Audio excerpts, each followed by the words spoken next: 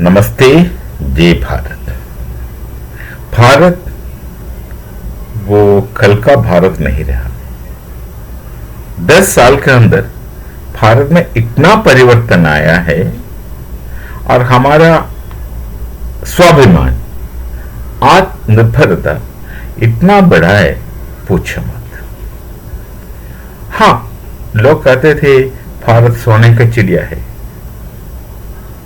ज्ञान का खजाना थे, आर्थिक रूप से भी भारत पूरा विश्व में सबसे संपन्न थे। हम आर्थिक रूप से भी काफी बहुत संपन्न थे, अधिक संपन्न थे, ज्ञान रूप भी बहुत संपन्न थे। ये हमारा इतिहास है, ये हमारा सच्चाई है, हमारा सत्य है। बीच में देखिए आक्रमणकारी विदेश से आए, यहां काफी कुछ नुकसान हुआ, बहुत सारे 1000 साल से अधिक हम बहुत सारे दुख सहे, फिर आतंक सहे, काफी हद तक अत्याचार सहे।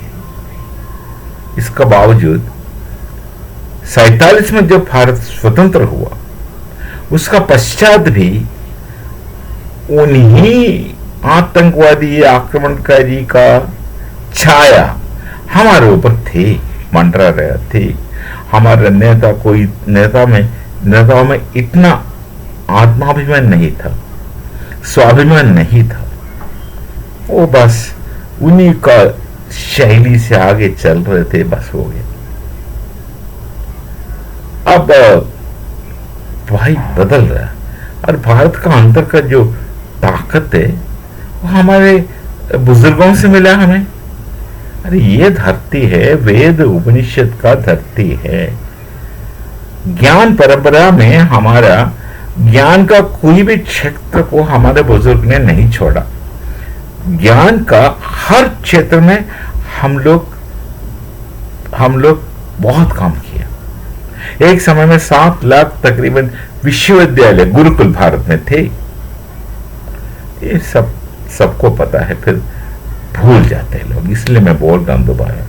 भूल जाते हैं लोग आपका बुजुर्ग क्या थे, उनका अंश आप में है, हमारे वैज्ञानिकों में है, हमारा साइंटिस्ट में है, हमारा अध्यापकों में है। बस थोड़ा आग लेने से बस फड़क जाएगा। तो भारत का डिफेंस सिस्टम, हमारा प्रतिरोध को परखने के लिए यूएस ने एक खेल खेला। बस कहानी कुछ इस तरह है, जल्दी बता रहा। एक ज्वाइंट एक्सरसाइज चल रहा था भारत और ब्रिटेन का बीच में। उसमें उनका एक एयरक्राफ्ट कैरियर हमारा अरेबियन ओशन में आए थे। तो उसमें वो थे F-35 स्टेल्थ बोलते, जो अदृश्य है, वो रडार में नहीं पकड़ाएगा, उनका दावा है, कह रहे थे। तो उस अदृश्य, वो जो लड़ाकू विमान है ना, लड़ाकू विमान का कई प्रकार का होता है। एक तो दूर जाके दुश्मन का क्षेत्र में दूर अंदर जाके कुछ वार करने का क्षमता रखने वाला कुछ और होता है, और जो दुश्मन जब आता है उनके साथ लड़ने वाला कुछ और होता है, फिर जासूसी करने वाला कुछ और होता है। वही विमान, उसमें जो उपकरण लोग हैं, इंस्ट्रूमेंट्स है, उसे बदल देता है। तो इसी को रखी बोलता है, रिकग्निशंस शॉर्ट फॉर्म में रखी बोलता है। ऐसे एक जहाज भेजा।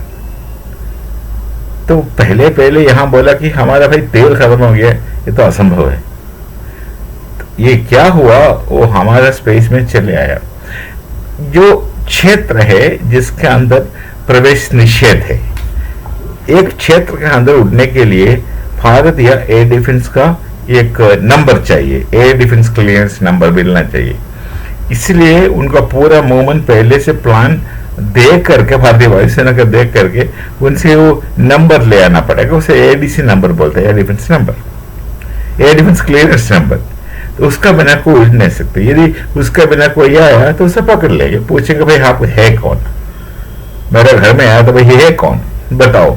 तो कोई उनके साथ कुछ घटना हुआ तो बताएंगे, मुझे पता नहीं मैं कहाँ हूँ, मेरा कोई काम नहीं कर रहा मेरा इंस्ट्रूमेंट। ठीक है, उन्हें कुछ करेंगे, हम रिकवरी करेंगे, उठाएंगे, कुछ तो करेंगे। तो हमारे एयर डिफेंस जोन में ये आया। तो ये जो पायलट है F-35 का, जो ये ब्रिटिश विलायती ब्रिटिश एयरक्राफ्ट से उड़ा है, आज पर उनका कहानी के मुताबिक। उस पायलट को यह बताया कि भाई आप अदृश्य कहीं भी चले जाओ। बेचारा चले आया, वो नेवी पायलट है और एयरफोर्स पायलट नहीं, बेचारा चले आया और वो बड़ा खुलेआम हमारा एयर डिफेंस आइडेंटिफिकेशन जोन के अंदर आए। तो हमारा यहाँ से पूछा इंटरनेशनल फ्रीक्वेंसी में, भाई है कौन आप? तो उनका विश्वास तो होगा नहीं ना, उन्हें इतना विश्वास दिलाया कि आप अदृश्य है।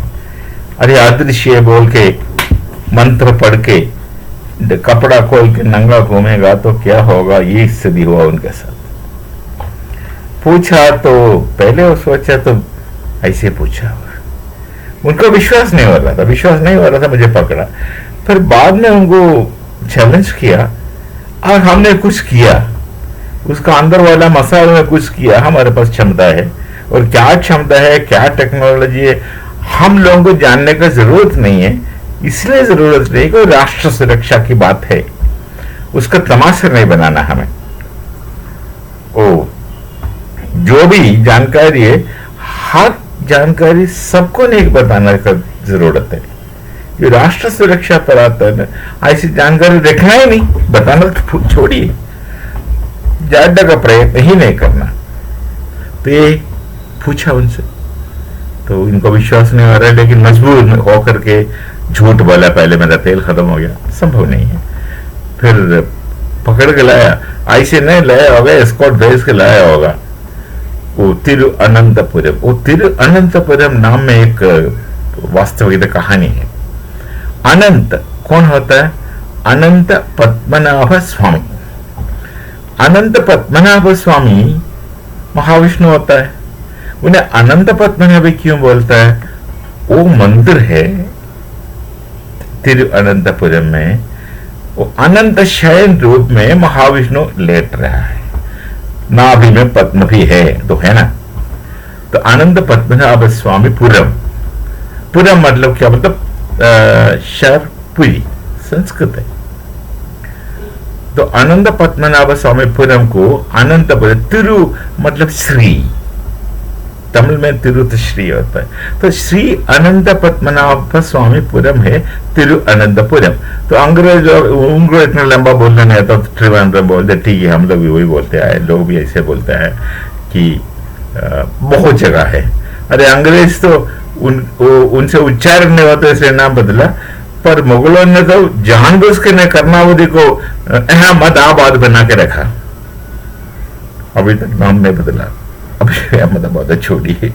तो मैं भी गुजरात का हूं। तो ये हुआ। हाँ, आ गया, मजबूरन लैंड करना पड़ा। कहानी बोला कि भाई तेल खत्म हो गया, फिर बोला हाइड्रोलिक सिस्टम में है। पर हमने कुछ किया कि उनका कोई भी यंत्र काम नहीं कर रहा, उड़ नहीं सकता, वो कबाड़ा बन गया पूरा। तो अब देखिए यूएस का हाल, ये लोग अपने आप को बहुत ज्यादा समझता है, कुछ शुरू से है। कई लोग अपने आप को बहुत बहुत निष्णात समझता है, बहुत उस्ताद निष्णात, बहुत ज्यादा समझता है। तो उनका विश्वास नहीं होता कभी हमारे अदृश्य लड़ाकू विमान को देखा कैसे, एक तुक्का लगा होगा, सोचा तुक्का लगा होगा। अरे थोड़ा बहुत सोच समझ से खेल रहे हो भारत के साथ, और भारत वो ताकत है, कम से कम भारत का इतिहास का तो इज्जत कदर करे, नहीं करेंगे। पर वो जानता नहीं ना इतना, तभी तो है वो, उनका तो आता नहीं होगा, जानता नहीं होगा, बस वो कॉग्निटिव नॉलेज के पीछे गया है, एक्सपीरियंशियल नॉलेज उनको पता भी नहीं, वो अलग दिशा में चला जाएगा। डिस्कशन छोड़िए। तो पकड़ लिया, अभी भी है, 14-15 दिन हो गए शायद। तिरुअनंतपुरम में है, श्री पद्मनाभ स्वामी, अनंत शयन पद्मनाभ स्वामी का शहर में है, केरल में। तो ये अच्छा, उनको विश्वास नहीं हो रहा, यूएस को विश्वास नहीं रहा, अमेरिका को विश्वास नहीं रहा। अरे अदृश्य का कैसे देखा, क्या टेक्नोलॉजी है भारत के पास, कुछ तो होगा। विश्वास नहीं, इसलिए क्या किया, दोबारा भेजा। ये महागलती है, बेवकूफी है। दोबारा वही जहाज को भेजा, दूसरा। ये पहली बार ब्रिटेन का एयरक्राफ्ट कैरियर से भेजा, वो तो एक्सरसाइज था, तो घूम करके जासूसी करने के लिए भेजा, और पकड़ ले तो ब्रिटेन फंस गया। ब्रिटेन के साथ यूएस से खड़े था, जब बाद में भारत बोला हम वापस नहीं देंगे आपको जहाज, पकड़ के रखा है, हम जानबीन करेंगे। जब जो उसका जो ये सब किया, तो काफी चीजें भारत को मिला कि जासूसी ही कर रहा था, सबूत है हमारे पास। तो ब्रिटेन ने, फिर अमेरिका ने खींच लिया पीछे पैर, कुछ नहीं बोला, तो सब ब्रिटेन का सर पर आया। तो ब्रिटेन ने बोला सारी चीज हम साथ करेंगे, हमारे इंजीनियर्स आएंगे, आपका भी इंजीनियर आएगा, बैठ के देखेंगे क्या क्या है, मैं पता नहीं। उन्होंने खुला परिचय बोल दिया, यूएस बताया था ऐसे किया, हमारे इसमें कोई इंटरेस्ट नहीं है। यूएस ने बताया ठीक है ऐसे किया। देखो यूएस ने अपने जहाज बेचा और उसको तरह फिर काम करवा रहे, ये सब हुआ। वापस ले जाने के लिए काफी प्रयत्न किया, कुछ भी नहीं हुआ, कई वजह से। अब भारत देंगे भी नहीं, ये भी तय हुआ। इसका बावजूद दोबारा एक एफ सर्टिफिकेट और भेजा दूसरे जगह पर, दक्षिण नहीं, ये तो केरल की बात हुआ, अब आंध्रा में भेज दिया, इस तरफ बंगाल में इस तरफ भेजा। वो जैसे ही वो इस समय क्या है, वो पहल को शायद निर्देश नहीं दिया होगा, टेस्ट करने जाओ कि हाँ आपको यदि आप अदृश्य है पर वो पकड़ता कि नहीं पकड़ता।